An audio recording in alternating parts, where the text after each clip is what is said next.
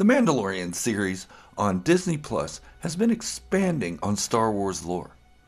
It has stayed away from the Skywalkers, and the events of the films have barely been circled around or barely mentioned. I will be discussing the events of the latest episode, Chapter 11, today on Star Wars Fanatic.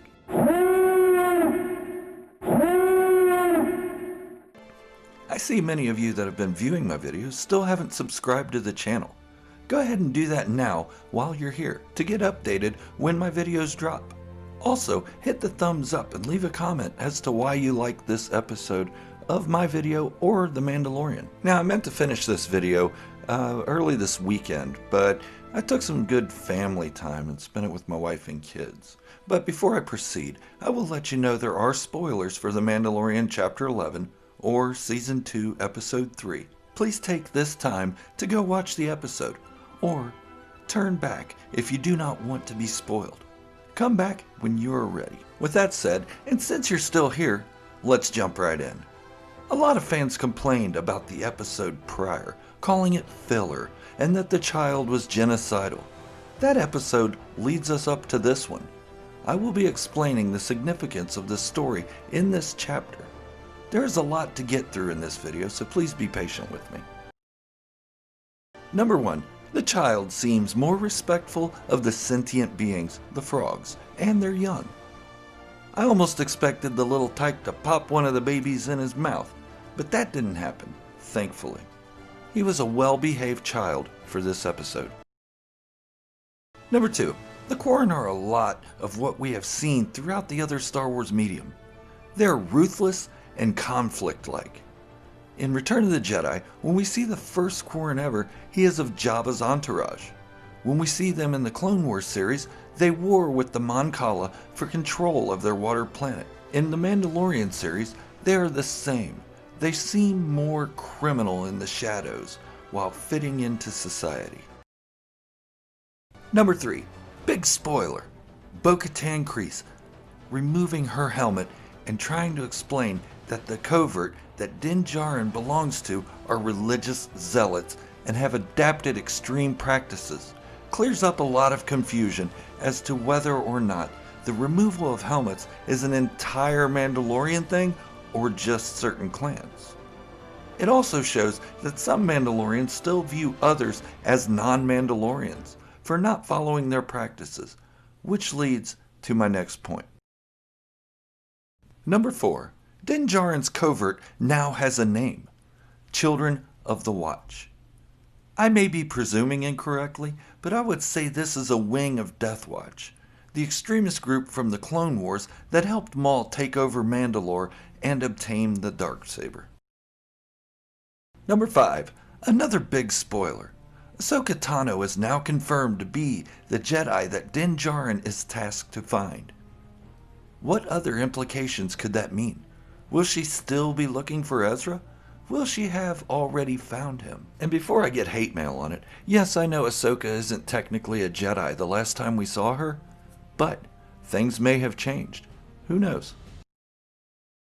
Number 6. As I had predicted in another video, Sasha Banks is not playing Sabine Wren at all. If you look at the subtitles, it shows her character name is Koska Reeves. I'm probably pronouncing it incorrectly, so someone please enlighten me if I'm wrong. For fun, the other Mandalorian with Bo-Katan is named Axe Woves. And number 7. The mission is the same, but there is still a mission to restore Mandalore and bringing the Mandalorians together under one leader, a Mandalore. I'm probably presuming too much again, but once the child is in the hands of Ahsoka, I speculate that Din will join Bo-Katan in her story to restore Mandalore. That means bringing his clan, her clan, and any others together for survival and prosperity. Since the Empire is on its way out, it may be a bit easier than the last time they tried. So my review is this. All in all, this was a great episode. At 33 minutes, it packed a lot into it. Seeing the Imperial scurrying in fear of a team of Mandalorians was great.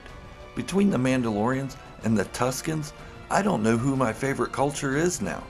This episode brought about a lot of clarification. Bo-Katan fought in the Great Purge and still removes her helmet, which has been in her family for 3 generations. She denounced the no helmet policy as created by zealots and extremists. This goes hand in hand with theories I have had in the past. My theories were that the group that found Din-Djarin were formerly Death Watch. That is pretty much confirmed by Bo-Katan by her saying that his clan is called the Children of the Watch. The other theory is that the armorer may be Rook Kast. She was a Mandalorian under Maul and Gar Saxon during the Siege of Mandalore in Season 7 of the Clone Wars.